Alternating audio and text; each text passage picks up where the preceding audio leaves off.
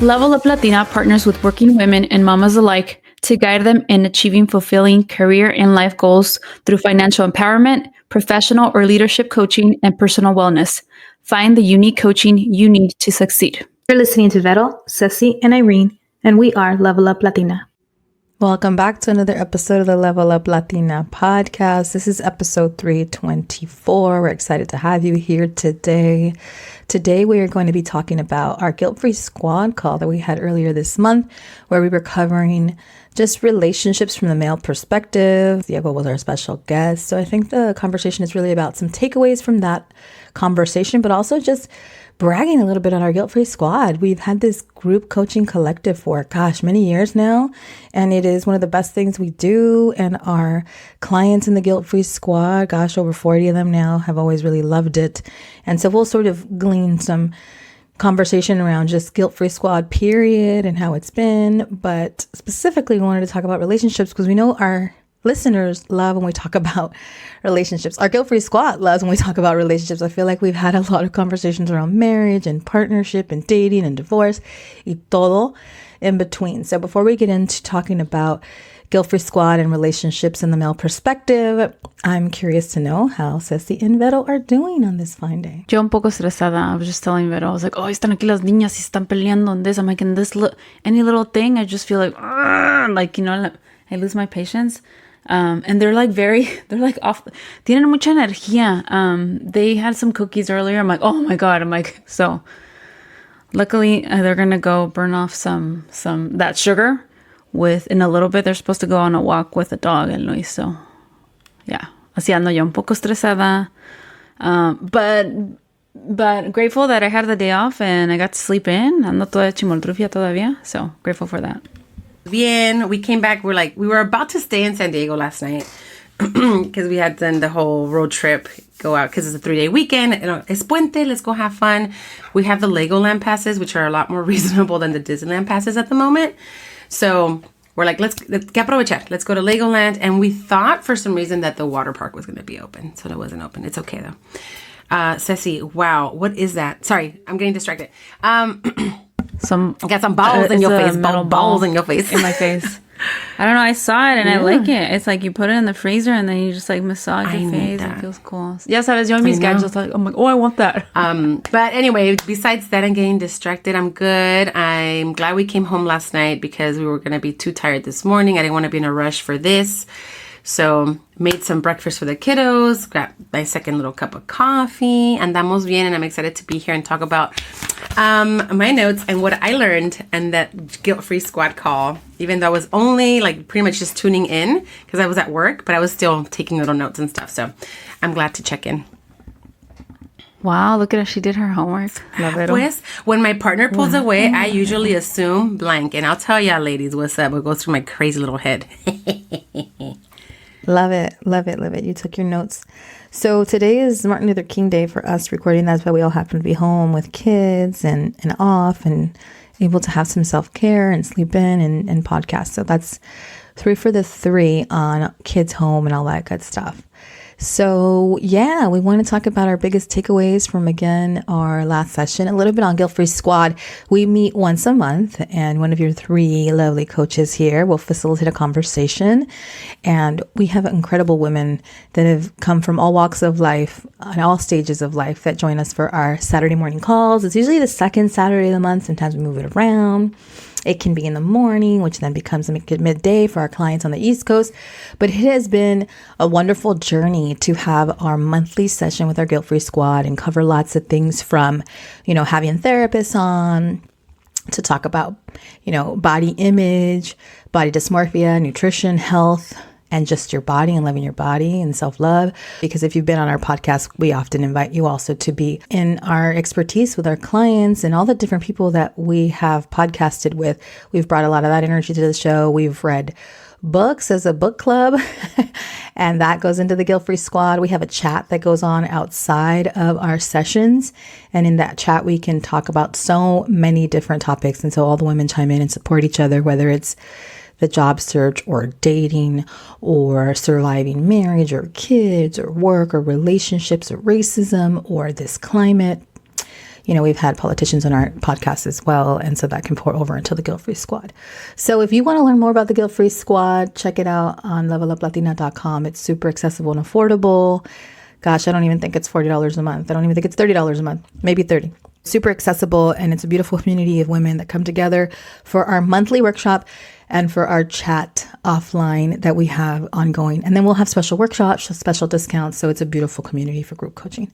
So enough about that. This month's topic, earlier this month, we had my husband on, as I mentioned, and we talked to him about a bunch of random topics like communication in marriage, problem solving in marriage, just growth. I felt like growth is a big theme of the conversation.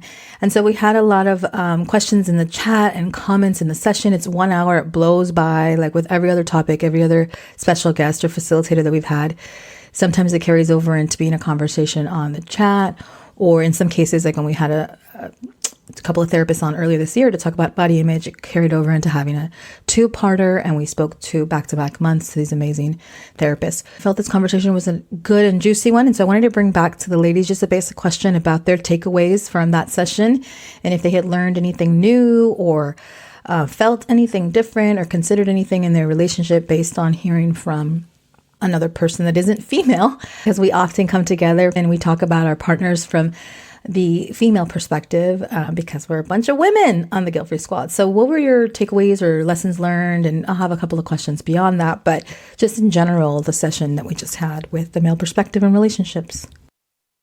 I think the big one was that, when our partner walks away, it's not that, I think Vero alluded to it earlier, that they, ya no quieren saber nada de nosotros. It's just like, they need a moment, they need to walk away, or that's not the time and place to have that discussion anymore. And so they're walking away to basically, cool off. That was a good one. That was a good tip from Diego. The other one, and I'm looking at my phone because I took notes, that I really liked is he was talking about when you two have check-ins and the way, kind of like to have meetings basically. And we do have check-ins, not as often as I'd like to, but we do have check-ins with Luis. But the way he said to organize the meeting, like, it's a meeting, so have your points, your agenda, per se, your agenda, and how to structure that. So if, we're starting off with thank yous and words of affirmation to kind of have that, set the tone in that way. And then talk about like the other things in between. If there's a conflict that needs to be brought up and if there's time for it, like también, to realize like, how much time do we have to discuss today's meeting? And are we going to bring in this conflict? Do we have the bandwidth to discuss this conflict and end with something fun, something like, we're going to be planning for something fun with the both of us or as a family. So just the way he said to structure the meeting, I think that was really cool. And I actually like created like bullet points on my phone so that I can, when I do have check-ins with my husband, to structure it in that way. So I really like that. Well, let's open up a can of worms, y'all. So I'm like the newest, I think, the youngest in the marriage circle of ours, but mine is a unique situation, right? Because so if you've been a long-time listener, you know the story. But if you're just tuning in, and obviously if you're part of the GFS, you definitely know the story. But it's, Otto and I were not really like dating. Like we weren't like boyfriend, girlfriend. We didn't have a label on our thing. It was more of like, we loved hanging out with each other. When we were both available, we would make time for each other, all that stuff. And then I got pregnant, blah, blah, blah, blah. Now here we are, married. We came down to the conclusion after mathing together that it was going on 7 years, right? And I have felt very many times that, when you guys pose the question of when my partner pulls away, I usually assume. So for me, my mind would automatically go crazy in the sense of like to a whole polar opposite of like, this man made the wrong decision. He doesn't want to be with me. He just got with me because I got pregnant. And that's where it goes. And blame me for being, even though I'm like a confident person and I'm strong and I'm all this, when it comes to my relationship, I have felt that way. And I have felt that it hinders me, it holds me back from really being fully maybe the best partner, in this case of like, well, it ends tomorrow. But I'm like, why am I preparing for that? Like, why am I even? Because my mind just goes there, and it's a natural thing. And women, we're crazy, right? We're crazy like that. We just hypothetically hypothete. I'm just kidding. We just like to create too many hypotheticals in our mind when it comes to like, just have a plan, stick to it, and be who you are, right?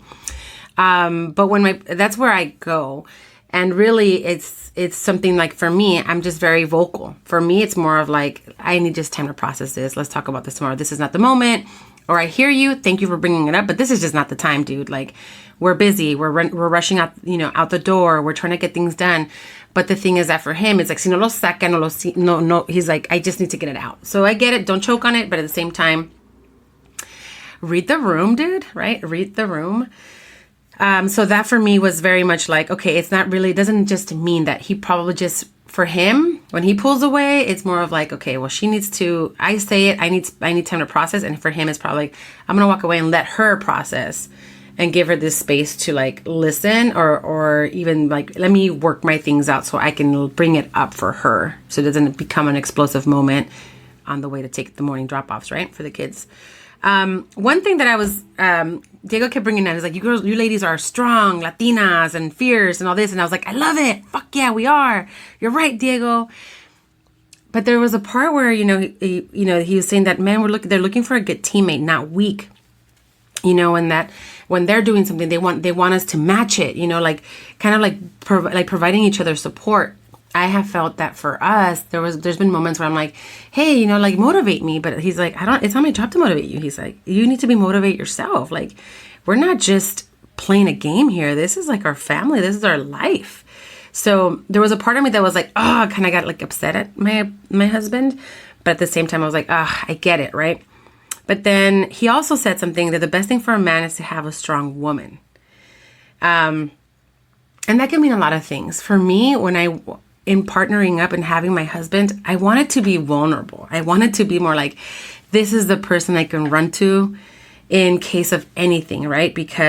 And I feel that Otto maybe in his head is still like, I'm Vero, the one that's very strong, very like, makes executive decisions and does this and does that. But when we're home, I want to just like, you're the leader, man. I want to kind of like let him you lead. You're the man of the house.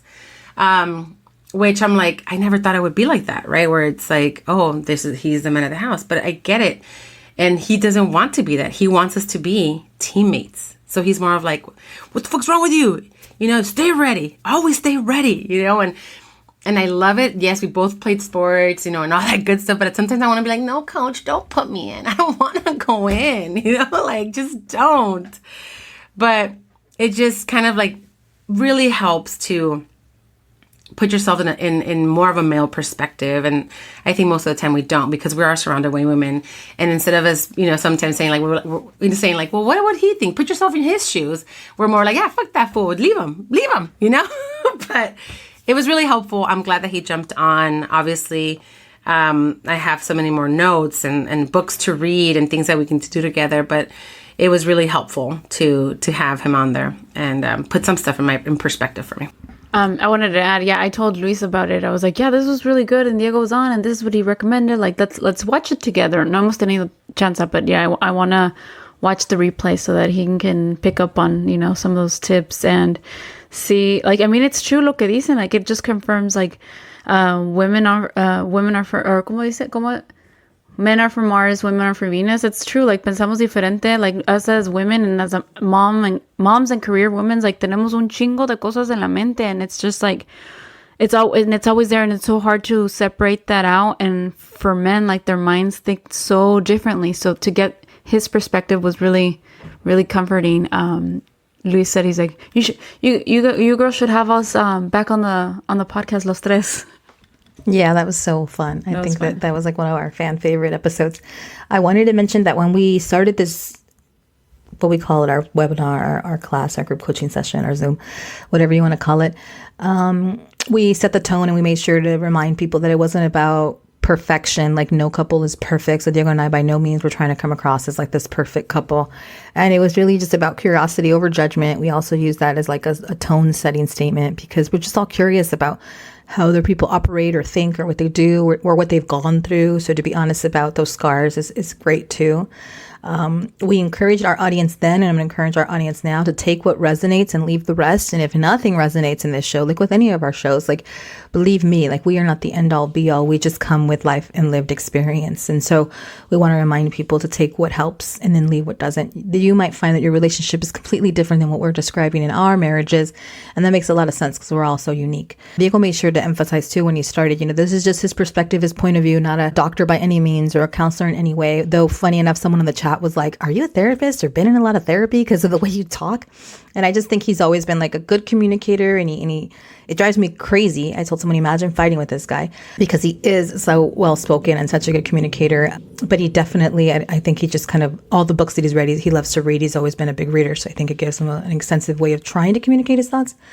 Anyway, we also mentioned as part of setting the tone that there's no right way for any marriage. Your marriage is going to do you, and you're going to find your comfort flow, especially those that have been through it. I think all of us have been married long enough to know like what flow we have found, what flow we have not found. So just to set the tone for everyone listening here, just to remind you that there's no right way. So you don't have to feel guilty if you see something happening in another marriage that isn't happening in yours. You don't have to feel bad. You don't have to feel like you're missing out.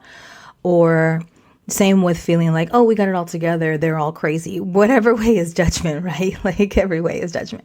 So I will say one of my biggest takeaways in the conversation, because I really didn't know what he was going to say, I gave him a bunch of questions and let him go where he wanted with it, was that I feel a lot of what he talked about was just wisdom from being together 20 years. We're going to celebrate 20 years next Friday. And so there's a lot of wisdom that comes with just time and learning to be in a relationship and growing from it. Growth was the theme. I felt growing, changing, evolving. And I thought how appropriate for like the Level Up Latina podcast, the Guilt Free Squad, that we're always sort of talking about evolving. A lot of what he was saying and a lot of what I was saying was we are just different communicators. And we had an example on that webinar that, recently I took a minute to bring something up to him. I let like things happen. I sort of collected my receipts and then I brought up something that I wanted to bring up to him in an unrelated, calm time, just the two of us over breakfast. And that's not my personality, but I guess it's becoming my personality. And he appreciated that occurring. And then he also took ownership for the reason she probably would always bring things up is because I'm the type of person that I don't want to bring things back up. I want to always have peace. I want to let things go and forget that they were ever a problem. And so those are two different people. If my husband loves to let things go, then I'm going to love to bring them up. We are like trying to coexist. And so there's a happy medium. And so we talked about the happy medium there. And we're always trying to figure it out because every couple goes up and down. You might think you have it figured out, but you got to do it over and over and over again. That's one thing he brought up in the beginning, that you think you fix problems, you think you solve things, but you're always fixing and solving problems, it feels like, or learning to navigate them. So with that being said, we asked a couple questions of our GFSers while we were on. Vero alluded to one of them that said, like, what do you assume when your partner pulls away? The other question we asked is, if you could shift one thing in communication, what would you shift? And then there was a question or a few questions on the tail end that were like reflective group questions that we always sort of leave our listeners that are in the Guilt Free Squad with, or we can chat about them in the chat. But I'll post some of those to our co-host today. But if you could shift one thing in your relationship, whether it's communication or not, like what would that thing be? Like what would you shift in your relationship now? And since you didn't know I was going to ask, I can start. I didn't know I was going to ask that either, but I think of something on the fly if I need to. If I could shift one thing, for me, it's interesting because I think that we have grown so much in 20 years that sometimes I feel like my husband sees me as the person he fell in love with 20 years ago. And it's like, I'm not that person anymore. And that's an interesting thing that has to shift. We have to love and grow to see our partner as the person they are now. And we had a funny conversation the other day about this. We're going to go into TMI territory. But I was and the girls know this because we always share TMI stories, of course. What friends don't? But I was in the middle of replacing my birth control method, which happens to be an IUD. And I've used an IUD for 20 freaking years, or just under that, like however old my oldest is. And I was telling the girls, woo, I'm going to go without it for like a month. What's it going to feel like? What's happening? I have no birth. Veta loves it. She's like, she's going to be an older pregnant person with me. But it was funny because then I was all pumped because I have like a period again. I got like a regular period because I haven't really gotten my period. We love that birth control because you don't really get a period. You spot, you don't get cramps. You sort of like stop going through that process while you're on it. So imagine me 20 years being on it. It reminded me how much we've changed. I was all excited to feel whatever I had felt 20 years ago. And most people were like, girl, why are you trying to be on your period? People don't want to be on their period. They don't want to see that. They don't want to go through that. But it reminded me, and like all these years went back in my mind of que sí, que no, que birth control, that not, it reminded me of like all the life that we've lived. And now we're perimenopausal women. Think it's like on the other side of it. Menopausal over here. Menopausal. But that's the one thing I wish that would always sort of shift, that as I grow, it grows, and that we see each other as the person we are now. And so much life is lived in marriage that you are going to be a different person later. And I would love for my partner to always keep that in mind and see me as like the person that I am now. Like my now is very different than the person I was 20 years ago. So I went into that big old long story to give y'all some surprises. You did not know I was going to talk about periods and birth control and changing, but that came up for me. Look at, we didn't know where it was going. Yeah, but we have communication open between us. communication, so we're okay. We're open all the time. But what about you girls? Like, what is one thing you wish could shift in any part of your relationship, or one thing that was slightly different, or maybe you think it would help? I don't know. I think, and since I have my mic on now and Ceci is still doing her face massage, I think for me, we recently had some time together. Like him and I, just on our own without the kids. I'm not sure if I already shared this on the podcast, but if I did, I am going to bring it up maybe again because it was impactful. It was really nice to sit in a car with my husband for 6 hours as we drove to Phoenix, driving to watch a college football game. The U, it's all right. My husband went to the U. I'm going to support my husband. But I was like, hey, the moment they won and they, when they beat Ohio, I was just like, we're going to Phoenix. Find the tickets. We're going to go. And he's like, no. I was like, buy the tickets and then we'll figure it out. Okay? Buy the tickets and then we'll figure it out. So that was a little bit of me. Like, I've always been very much like, vámonos. And we haven't had that because we have 4 little ones. You guys, we can't be spontaneous. And my husband is not spontaneous. He's a planner. He's like, why am I going to buy tickets? We don't even know who's going to watch the kids. I'm like, we're going to figure it out. Buy the tickets and we'll figure it out. We have a week and 2 days to figure this out, So as we did that, it was just a really nice way, finding support, having the support for us to go. People came through, like my mother-in-law, my homegirl, Ofe, shout out to you. Thank you for showing up. Her mom and Ofe's mom, the kids call her Tia Lili. And, they're like, oh, you know what? She's like, her mom took the phone from Ofe and was like, how dare you? ¿Cómo es que tú no me dices a mí? Que venga por cuidar los niños. And her mom, if you guys have met Ofe's mom, she's amazing. She's hilarious. She's such a, understanding woman.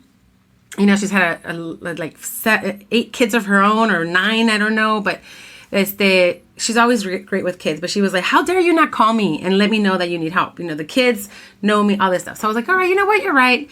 Otto didn't feel comfortable at first, but he's like, you know what? You're right. We have people that know the kids. My mom's going to be here. We're going to be okay. My family couldn't come through. My family was going to a funeral, in Watsonville. So they're like, we can't come through. But then I also felt bad because, whatever. But that's a topic for another story, another time. But I want us to make the shift into, it is important for us to spend the time together to not just have fun, but to be able to have a moment to breathe, have a moment to focus on one another and what we're saying. Because I feel many times we do get interrupted. We have a lot of interruptions coming from our kids. And it's going to happen. They're little, they're either saying, they need to learn a new word because mommy seems to be like the only word they know. Like, mommy. Oh my God, yes. And if it doesn't come from your dad is in the room next to you. If it's not one, it's all 4 of them. And I'm just like, hey, dude, we need to figure this out. So I think what needs to shift is really us thinking how that there's value in taking time on our own. It doesn't necessarily have to be a road trip that lasts a day and a half, but there's value in us spending one-on-one time together to be able to not feel overwhelmed or overstimulated and be able to focus on the conversation at hand or the topic at hand without being interrupted by kids, without being interrupted by our phones, being able to just like, hey, let's take a moment for you and I. And I know that this is something you guys have suggested for many times, date your husband, date your kids. The thing is that with us, it was like the dating part was really just really, really hard. And it's not till now, right? 8 years later, that we've left the kids the first time. Everywhere we went with the kids. Everywhere we go, we do with the kids. Like whatever we do with the kids. It's part of us. They're a part of us. And this time it was just really nice to be able to do that. So I felt that it really helped me understand the importance, the value of that one-on-one time with your partner. And when I was looking at him in Phoenix and like, you know, I'm like, oh, I think I still do like this guy, you know? I'm like, oh my God, who are we over here, you know? And it was really nice to do that. So I hope that what shifts is us understanding the value and the importance of doing the one-on-one times with one another and share what is on our mind, what is on our chest, to really open up with one another without interruptions. I love that answer. That is such a beautiful answer and very important. And it's good that you both had that time.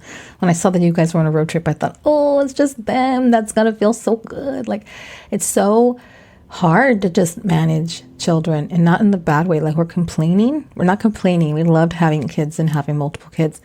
But you have to think about everything else that they need, and it's so many things, and extra clothes and pacifiers and diapers, and this one wants a tablet and that one wants this, and this one can't leave without their special bear, and da da da da da da. It's like a disaster in your mind, I think, trying to manage moving in the world with all of them. But you learn, and it's like muscle memory, and you're good at it, and you are able to manage the chaos. Because I remember managing the chaos of 3 kids and boom, boom, boom, boom, boom, and the last 2 being so close in age and their needs.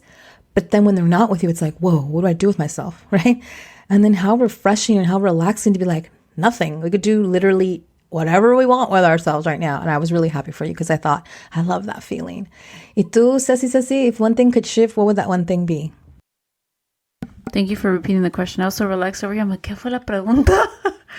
I want to copy you, both of you, because you both brought up things that resonated with me. One was like, Irene, you said like the person that he fell in love with 20 years ago, and I've changed. Like, yeah, same here. We had a conversation and like about just like attraction and how maybe the attraction is not there as before. I'm like, yeah, it is. I'm like, it's just like there's so many things on my mind, you know, so many things, like, you know, whereas like 12, 13 years ago when we were starting dating, like I wasn't a mom. I wasn't going through all these like hormonal body changes, you know, but things change. And so that resonated, like just being honest, like, hey, I'm feeling this. I don't know if it's part of my second puberty, but me da calor or this, you know, so just being more open with that.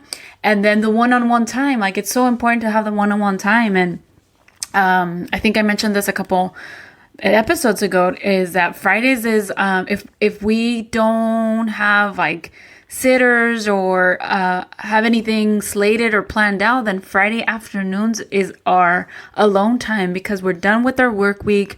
The girls, we were complaining about this in the beginning of the school year, but it worked out in our favor that the girls have their piano and singing lessons at 5 and 5:45, so they're not out till like 6:15 on a Friday, and we're like, oh my god, that's so late. But we're like, oh my god, this is perfect, porque a las 4 más o menos nos vamos a our little local pub. We'll just have one-on-one time with us. We did it this past Friday. We just, I'm like, oh, let's go have dinner. I'm like, yeah. And we're like, without the girls, yeah, we'll just get them like sushi or whatever when we went afterwards. But it was just him and I, and we're like, yeah, we're celebrating us being parents for 9 years, and that was our little, you know, our little moment together. And then, Vero, I think you said like not being distracted by phones. So what's something that we're trying to do better is that just being without our phones, even at the dinner table here at home. And so what I told Luis is like, you know what we should do? Because I myself am guilty of this. I'll get distracted. I'm like, we're talking about something and I want to look it up because I'm not going to remember, or I want to write it down on my phone. So what I said, I was like, you know what? I should keep a Post-it at the dinner table, because that way I'll write it down and I don't have to go get up and get my phone and get distracted while, you know, being on my phone. So that's something that I suggested. I'm like, yeah, let's keep a little Post-it pad at the dinner table para acordarnos, or on our dates, you know, having like, you know, me walking around with my agenda, like this is the plan. No suena tan romántico, but it you know, it avoids that distraction from being on our little mini computers all the time. So yes, being open about what we're feeling, what I'm feeling, what I'm going through, like symptoms, hormonal, like, because it's not that I'm not attracted to you. It's just like, oh my God, tengo un montón de cosas en la cabeza, and then I'm going through freaking, ¿cómo se dice? Hot flashes over here. And then also like, if we're going to be together, let's be together without distractions and avoid as much as possible those distractions, so we can be like together and plan for the future, and just having our own alone time when the kids are not around. Love that. huge proponent for that alone time and being together. So thank you for sharing. I know in the conversation we asked that of group reflection, but the day was also about sort of thinking about relationships in sections. So we covered a section about growth and long-term love and how love changes. And we covered a section about the emotional world of men and how they handle stress and pressure and emotions differently perhaps than women do. And maybe they turn inward. Maybe they don't focus as much on safety because like Vero said earlier, like the man of the house sort of image, like you're the man of the house. Like, of course you're secure and safe and you protect me, right? So we talked a little bit about those ideas. Another section in the Guilt-Free Squad Day that encompassed, having this facilitator of the opposite sex was conflict and communication and how women and men may struggle. And that is such a common, it's a communication issue, irreconcilable differences. The fracture is how we argue different or talk to each other different, how we manage conflict. And then our final section for the day was respect, support, and partnership. I really appreciated that one because that's where we talked about how, sometimes women are over functioning. We're taking on more than our share. Mommy, mommy, mommy, mommy, mommy, right? That whole idea that our partners sort of get away with maybe not having to be the primary person our kids seek. But also sometimes they feel like the additional child in the home. No offense, men.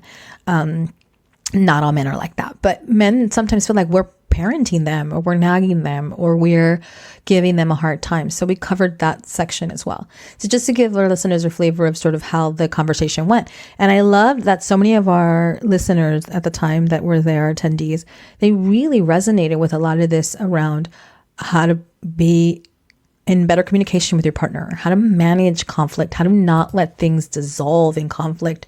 We talked about that marriage meeting Ceci alluded to, and some people said, oh, I don't know about the pressure about a meeting. It's like, then it's not a meeting for you. Or some people talked about how my partner's going to feel like that meeting is just to bring up what they're not doing well constantly. And I don't want to nag my partner, right? So it was just nice to talk about the different scenarios and the different struggles we all have. So those were the sections. So with that in mind, what section did you all most resonate with that you felt, okay, this was really effective and it's something I could use for my relationship now? Is it thinking about the way men handle their emotions? Was it the way men communicate and handle conflict, maybe different than us? Or was it about respect and mutual partnership and sort of the load and the mental load? I loved that line about like women overperforming or overfunctioning. I thought overfunctioning was such a strong word. So likely that was probably what resonated with me. But which section do you all think was the one that you're like, ooh, I'm taking something new from this and I got something out of this part of this conversation and that was your favorite, for instance? For me, the conflict part, because I recall the conversation about one partner getting defensive. And I feel like that's me, like, oh, or bringing up like, well, your mom said this and, and I'm like that. And I'm like, oh, I don't want to be like that. And I'm not trying to, I don't know. It's just, that's the way I am. I don't know por qué. And this also came up how we are the way we are because of our family of origin. And I think in you two also have like similarities in like, for example, in my family, no one really brought up conflict, pasaba algo ya como que underneath the rug, and that was bad maybe because like nadie lo podía, what is it? Like you couldn't go past it, pero ahí quedaba under the rug. And so for me to bring a conflict and deal with the conflict, kind of harder. I have to process it. And I think the similar was with Diego's family origin, whereas like with you, Irene, it's like something would happen and los gritos and whatever. And Luis's family is similar. So that just learning how to communicate with each other, being that we come from, different upbringings. So that, and then me being, I guess, defensive and like acknowledging it and not bringing it up. But when I do, like Luis me dice, you're not a lawyer right now. I'm like, okay. So como que eso me brings me back. I'm like, okay, how did I say it? Why did I say it like that? Me hace pensar más. But I think the biggest thing is that, like what I alluded to in the beginning, like having an agenda for the meeting, because then for me, that's very, very helpful because then I know how I'm going to bring things up and I'm not going to be, defensive and then like process it. And I think the biggest nugget was that sandwich it in between, the conversation. Start with like thinking words of affirmation. And I think that's very helpful and it's a good balance because of the way my husband communicates and the way I communicate because, again, we're we were brought up differently. But I think if I would come in the middle with that and just having a plan. I think that's gonna be helpful. And that's, I mean, again, like you said, it's not gonna work for everyone because it's like a meeting that's stressful and it's not gonna work for everyone. But for us, it's working. So we're gonna try to stick to that. I think for me, it was much of like pulling pieces from different parts of this segment. After we ended the call, it was like, this could have gone for another hour. I mean, we can't even do a workshop on this, right? Because I'm not alone in the fact that, we have a hard time in the sense of the way we apply our parenting, right? Because that can also cause tension between our partnerships, right? So, or your marriage. So the way we parent, the way we have each other's back in the house, at home. And I think it went from, well, do you respect me as your partner? Because it doesn't seem that you want to support me through this. And that creates conflict. And then how do we even communicate that? So everything is so intertwined and it's related. So if you are having a hard time in the communication, you're likely going to have a hard time in every other aspect of your relationship. Which is where it ties in with me. Like if I'm not spending time with my husband, I'm not learning to, see him in the eyes of a human being, as a human person, as a human being that has things going on at work, that has stress at work, that has his own family matters, because I know I'm going through that. I know I'm going through that personally, but if we're not making time for one another to share what we're going through, to share what we need from one another, it's going to create some sort of tension and conflict. But we agreed, right? We agreed when we married these people, whether you got married in las leyes, like at the civil or at a church, you're still agreeing that no matter what, like we're here for one another. And someone's not holding up their end of the bargain, which can really make it feel heavier on the other person. Be it share responsibilities at home. Be it, well, I make more money than you, so then you should be able to take on this. And like the thing is that no, like one thing we can't get back is time. Another thing we can't get back is the people that that are gone or anything like that. So we have to be very like, for me, it was much like, well, when I talk to my husband, I feel like he doesn't listen to me, like because he is distracted. Maybe we do, and this is why, as we went on through the, I don't feel respected by him because he doesn't contribute like this. And the thing is that little by little, I think he's been seeing that it is hard to take care of 4 kids and getting those 4 kids when you're by yourself to wherever you need to be on time and ready to go. So he's getting him a little more, a different perspective of, what it is to take on this responsibility of being the default parent, you could say. But I'm not alone. I know I'm not alone when it comes to like, well, I just don't feel like I'm listened to. I don't feel like I feel like I am the one that is overwhelmed. Why is my husband okay to just go take a nap?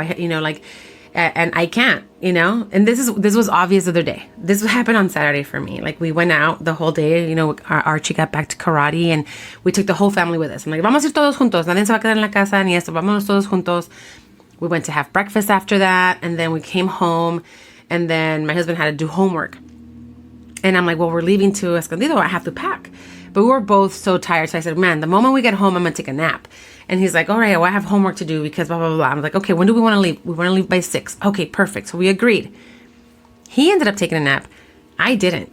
And then he got up and then we did homework. And then he's like, all right, are we ready to go? And I'm like, well, you can help with doing this, please, And the reason I didn't ask for help was because I was letting him do his homework, right? So in my head, I was like, that's not fair. That is so not fair.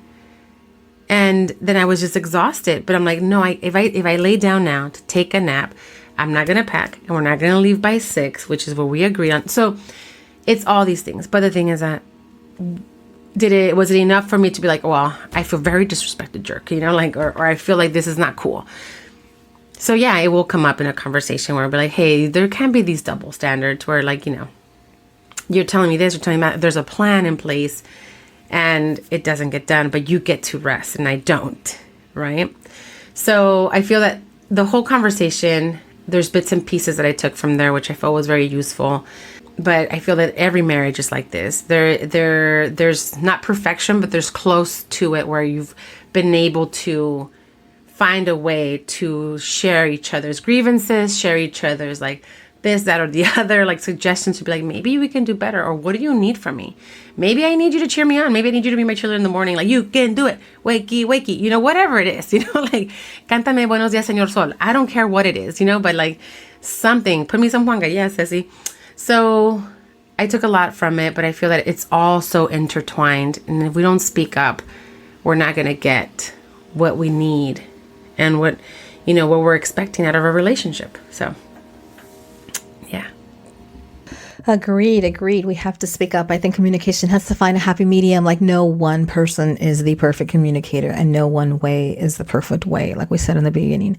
I really liked that we talked about how we're all sort of trying to figure out our partner for the sake of the relationship and making it work. We're all not trying to throw in the towel too quick and exit, right, the relationship. So we were all learning, I think, hoping to get some nuggets out of how do I make this work and don't just be stuck in my way and I'm right and they're wrong, and that stubbornness that sometimes impacts any relationship. So we talked about on the show that it's not just about loving relationships that are a spouse, but do you have roommates, your parents, your best friend, whoever's in your world, like maybe you all communicate differently. So I thought that was a great nugget. Like, communication is communication, human to human. So learning to navigate proper communication and getting the feelings out of us in the best way, respectfully. I really liked that it was about respectful communication takes bringing it up in a way that is not going to make someone feel defensive or hurt in an emotional way, maybe outside of a situation, even though that can be hard for some of us. It's for the greater good of the relationship. So I liked that applied to all relationships. And I just wanted to mention that, we did talk about husband and wife, but it could be wife and wife. It could be wife and mom. It could be wife and teenage child. Like, there's something to be learned from how to communicate and navigate conflict. So thank you so much, ladies, for sharing. I really love how we all gave little tidbits of our relationships and how those have evolved. And again, we're all at different stages. And I'm super grateful to my husband for his willingness to do this. I thought for me particularly, it was very vulnerable of me to just say, okay, I'm going to have my partner there, because I really don't know what's going to come out of his mouth. I can assume that it's going to be good. I can assume that it's going to be honest. And when it's honest, it's going to put a light on me. I'm not a perfect partner either. And there may be criticisms of me that I have to sit through, but it's really feedback. It's not criticism, which I love. In fact, that's a beautiful nugget. My husband has always said he's learning that not everything is criticism on a person. It's just feedback, right? So we'll keep that as the tip of the day, that take the feedback sometimes and try to process it through a lens of help and supporting relationships to get better, not as criticism where we need to be defensive of feedback. It was really great having this guilt-free squad. And again, we have them once a month, and we hope that more of you will join our coaching collective this year. Our group coaching sessions, really. Our collective is a different thing, but our group coaching with the guilt-free squad, we hope that you'll join our monthly sessions. Again, leveluplatina.com is where you can go to join and be a member of the guilt-free squad. Again, it includes these sessions once a month on various topics. It includes having guest facilitators or one of us three. It also includes a daily chat where women are supporting one another through group coaching. And if you don't want to join the $30 a month plan that gives you all the sessions and the playbacks if you can't make them on a Saturday morning, you're welcome to also this year buy each session. It's like $10. It'll be available to you in the, aftermath of each session. We'll make sure to publicize all of our topics.